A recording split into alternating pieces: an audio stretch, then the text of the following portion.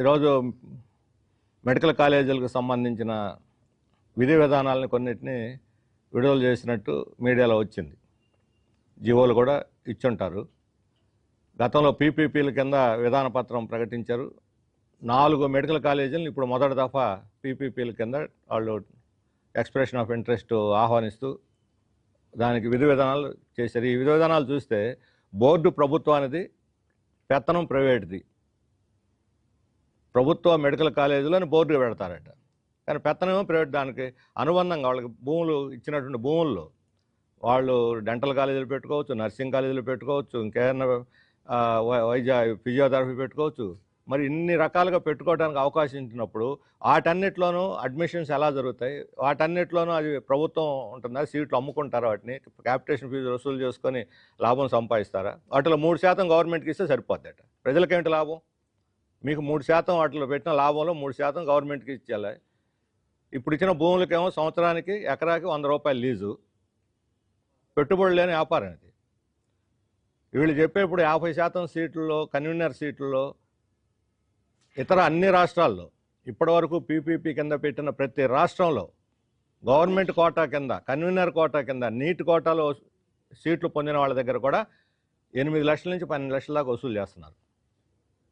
ఇప్పుడు government college సీట్లు వచ్చిన వాళ్ళకి 16,000 లేటెస్ట్ పెంచిన దాంతో. అంతకుముందు 14,500 ఉండేది, ఇప్పుడు 16,000 చేశారు.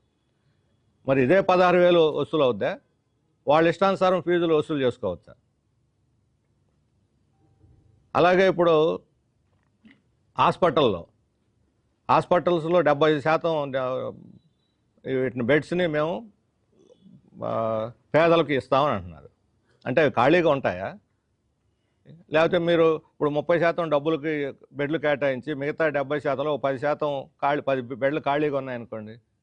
ఆ 10 బెడ్లు డబ్బులు ఉన్న వాళ్ళకి ఇచ్చే, ఖాళీగా ఉన్నాయని డబ్బులు ఉన్న వాళ్ళకి ఇస్తారు. ఎవరు లెక్కేస్తారు? రేపు పొద్దున్న పేదవాడు వస్తాడు, బెడ్ ఖాళీ లేదని చెప్తారు. ఇప్పుడు అన్ని చోట్ల జరుగుతుంది అదే.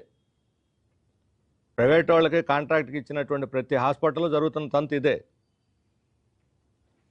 అందుకని పేరుకేమో ఆన్ రికార్డు 70% ఉంటుంది, కానీ ఎవరు పోయినా పేదవాళ్ళు బెడ్ ఖాళీ లేదని చెబుతారు. మిగతా ఆయన కూడా ప్రైవేట్ వాళ్ళకి అమ్ముకుంటారు. దీని మీద నియంత్రణ ఏమిటి? 3 కమిటీ వేస్తూ ఉన్నారు. అందులో ప్రభుత్వ ప్రతినిధి ఉంటాడా లేదా? ప్రజల ప్రతినిధి ఉంటారా లేదా? అందుకని ఈ ప్రశ్నలు ఏటికి సమాధానం చెప్పకుండా బోర్డు మాత్రం ప్రభుత్వం వైద్య కళాశాలను పెట్టి పెత్తనం ప్రైవేట్ వాళ్ళకి ఇస్తామంటే మాత్రం ఇది 100% ప్రైవేటీకరణే. పెట్టుబడి లేని ప్రైవేటీకరణ ఇది. ఇంకా ప్రైవేటీకరణ కొనుక్కుంటే ప్రభుత్వానికి డబ్బులన్నీ వస్తాయి. పెట్టుబడి లేని ప్రైవేటీకరణ. అందువల్ల ఈ ఆలోచన విరమించుకొని మొత్తం 10 కాలేజీలన్నింటినీ కూడా ప్రభుత్వమే డైరెక్ట్గా నిర్వహించాలి. ప్రభుత్వ కళాశాలను ప్రభుత్వం నిర్వహించలేకపోతే మీరు సమర్థులని ఎలా అనుకోవాలి? మీ సమర్థత ఏమిటి? ఒక 10 మెడికల్ కాలేజీలను కూడా మీరు నిర్వహించలేరా? ఇదేనా మన సమర్థత అని చెప్పి అడుగుతున్నాను. అందుకని ప్రభుత్వం మాటలు చెప్పడం కాదు, ప్రైవేటు ఇప్పుడు మొన్ననే ఈడీ వాళ్ళు, ఎన్ఫోర్స్మెంట్ డైరెక్టర్ వాళ్ళు దేశంలో ప్రైవేట్ మెడికల్ కాలేజీల మీద రైడ్ చేస్తే ఫేక్ పేషెంట్లు, ఫేక్ ప్రొఫెసర్లు, ఇది మన విశాఖపట్నంలో గాయత్రి మెడికల్ కాలేజీ కూడా దాంట్లో ఉంది ఒకటి. ఇంకా ఎన్ని ఉన్నాయో. అన్ని ప్రైవేట్ మెడికల్ కాలేజీలు ఫేక్ అని నేను అంటం లేదు. 4-5 స్టాండర్డ్ కలిగినవి ఉండొచ్చు, కానీ చాలా ఉన్నాయి మెడికల్ కాలేజీలు ప్రైవేట్ రంగంలో ఫేక్ వీళ్ళని ఫ్యాకల్టీని పెట్టి. అప్పుడప్పుడు వస్తారు, విజిటింగ్ ఉపన్యాసం చేస్తారు, వెళ్తారు, వాళ్ళకి రికార్డులో ఉంటుంది. కానీ స్టూడెంట్స్, పేషెంట్లు ఉండరు, హాస్పిటల్ బెడ్లు ఉండవు. వచ్చినట్టు ఇన్స్పెక్షన్కి వచ్చినప్పుడు ఎంసీఏ వాళ్ళు చూపెట్టేసి ఫోటోలు తీసి పంపిస్తారు. వాళ్ళకి ఏదో ఇవ్వాల్సిన ఇస్తారు, వాళ్ళకి ఒకటి చెప్పాల్సిన ఒకటి చెబుతారు. అంతా ఫేక్ ఆహారమే. ప్రైవేట్ ఆహారం అంతా కూడా ఫేక్ ఆహారం అనేది ఈడీనే ప్రూవ్ చేసింది, మేము చెప్పడం కాదు. ఎన్ఫోర్స్మెంట్ డైరెక్టే ప్రూవ్ చేసింది. కేసులు బుక్ చేశారు ప్రైవేట్ మెడికల్ కాలేజీల మీద. ఏ ప్రభుత్వ మెడికల్ కళాశాల అలాంటి రికార్డు లేదు, ఫేక్ రికార్డు లేదు ప్రభుత్వ మెడికల్ కాలేజీలకి. పైగా మంచి పేరు ఉంది. ఉస్మానియా కావచ్చు, గాంధీ కావచ్చు, ఇక్కడ మన సిద్ధార్థ కావచ్చు, వీటన్నిటి మంచి పేరు ఉన్నటువంటి గవర్నమెంట్ కాలేజీలుగా ఉన్నాయి, మంచి పేరు ఉన్నటువంటివి ఉన్నాయి. విశాఖ దానికి ఉంది, గుంటూరు మెడికల్ కాలేజీకి మంచి పేరు ఉంది, కర్నూలు మెడికల్ కాలేజీకి మంచి పేరు ఉంది. వీళ్ళందరూ సమర్థులైన ప్రొఫెసర్లు ఉన్నారు. కాకినాడ మెడికల్ కాలేజ్, ఇవన్నీ కూడా చెన్నై కాదు. ఇన్ని నడుస్తున్నప్పుడు ఈ మెడికల్ కాలేజీ ఎందుకు నడపలేరు ఈ 10 మెడికల్ కాలేజీలని? కానీ ప్రభుత్వం తాను నిజంగా ఎఫిషియన్సీ ప్రభుత్వం ఇది ప్రజల ప్రభుత్వాన్ని ప్రూవ్ చేసుకున్న 10 మెడికల్ కాలేజీలను కూడా ప్రభుత్వ రంగంలోనే నడపాలి. మా డిమాండ్. ఇప్పుడు యూత్ స్టూడెంట్స్ దీని మీద ఆల్రెడీ కాలేజీలు అన్ని పర్యటిస్తూ సదస్సులు జరుపుతూ ప్రిపేర్ అవుతున్నారు ఆ స్టేషన్కి.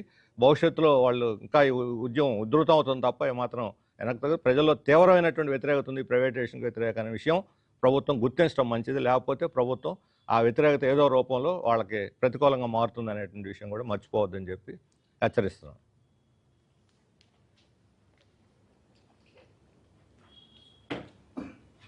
పేటీఎం మీటింగ్కి తెలుగుదేశం కార్యకర్తలు అటెండ్ కావాలంటే చంద్రబాబు నిన్న మాట్లాడారు. అందరూ ఏం మాట్లాడారు?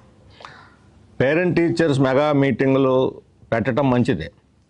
అవి పేరెంట్స్కి, టీచర్స్కి, స్టూడెంట్స్కి మాత్రం పరిమితం కావాలి. తెలుగుదేశం వాళ్ళు డైరెక్ట్గా పాల్గొన్న రాజకీయాలు అయిపోతాయి, రాజకీయ ఉపన్యాసాలు అవుతాయి. తెలుగుదేశం వాళ్ళు పాల్గొన్నప్పుడు సిపిఎం వాళ్ళు పాల్గొనడానికేమి, సిపిఐ వాళ్ళు పాల్గొనడానికేమి, ఇంకొక ప్రతిపక్ష పార్టీ వైసీపీ పాల్గొనడానికేమి, అందరికీ అవకాశం ఇవ్వండి అన్ని పార్టీలకి. అప్పుడు అన్ని పార్టీలకు అవకాశం ఏమవుతాయి? అవి బందెల దొడ్డి అవుద్ది, స్కూల్ అవ్వవు, పార్టీల వ్యవహారం తన్నుకోవటం మొదలు పెడతారు. అందుకని రాజకీయ పార్టీలు తెలుగుదేశాన్ని కూడా అనుమతించకూడదు. మీరు స్టూడెంట్ ఆర్గనైజేషన్స్ని, టీచర్ ఆర్గనైజేషన్ అనుమతించండి. వాళ్ళ అకాడమిక్ వాతావరణాన్ని పరిరక్షించేవాళ్ళు. మీరేమో స్టూడెంట్ ఎవరు బయట వాళ్ళు రాకూడదని జీవో విడుదల చేసి మా తెలుగుదేశానికి మాత్రం ప్రవేశం ఇక్కడ, ఇంకెవరికి ప్రవేశం లేదని చెప్పడం అంటే ఇది నిరంకుశత్వం అవుతుంది. విద్యాలయాలని అకాడమిక్ వాతావరణాన్ని పరిరక్షించాలంటే పేరెంట్ టీచర్ మీటింగ్లు తెలుగుదేశం వాళ్ళని రాజకీయంగా దాన్ని పార్టీ ప్రచార వేదికలుగా మార్చేదాన్ని అనుమతించకూడదు. అదే రకంగా విద్యార్థి సంఘాలని, టీచర్స్ సంఘాలకి స్వేచ్ఛగా పనిచేసుకునే అవకాశం విద్యాలయాలు ఇవ్వాలి. అప్పుడే అకాడమిక్ వాతావరణం, డెమోక్రటిక్ అట్మాస్ఫియర్ ఉంటుంది. మొన్న మెగా మాక్ అసెంబ్లీని జరిపారు. మాక్ అసెంబ్లీ జరిపి చంద్రబాబు నాయుడు గారు అటెండ్ అయ్యి స్టూడెంట్స్ని మీరు నాయకత్వం, రాబోయే నాయకత్వం అభివృద్ధి కావాలన్నాడు. మంచిదే. మరి ఎట్లా అభివృద్ధి అవుతారు విద్యాలయాల్లో స్టూడెంట్ ఆర్గనైజేషన్ లేకపోతే? నాయకత్వం ఆయన కూడా స్టూడెంట్ ఆర్గనైజేషన్స్ వచ్చినాడే నాయకుడిగా, చంద్రబాబు నాయుడు గారు కూడా తిరుపతి యూనివర్సిటీలో. అందుకే స్టూడెంట్ ఆర్గనైజేషన్స్ని ఎంకరేజ్ చేస్తే వాళ్ళకి ఎన్నికలు పెట్టి, వాళ్ళకు కూడా ఎన్నికలు పెట్టి నాయకత్వం డెవలప్ చేయండి. 18 సంవత్సరాలు, ఇప్పుడు 25 సంవత్సరాల దాకా కాలేజీల్లో, యూనివర్సిటీలో ఉంటున్నారు. కనీసం డిగ్రీ కాలేజీలు, యూనివర్సిటీలు కానీ ఎన్నికలు పెట్టండి, మంచి నాయకత్వం డెవలప్ అవుద్ది, ఒక డెమోక్రటిక్ అట్మాస్ఫియర్ తయారవుద్ది.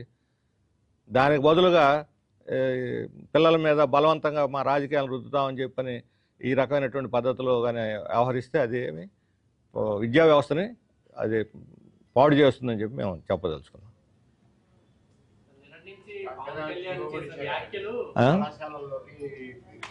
అదే ఎవరు అవుట్ సైడర్స్ ఎవరు రాకూడదని జీవో ఇచ్చారు. ఇప్పుడేమో తెలుగుదేశం రాజరకమని ఆయనే చెబుతున్నాడు.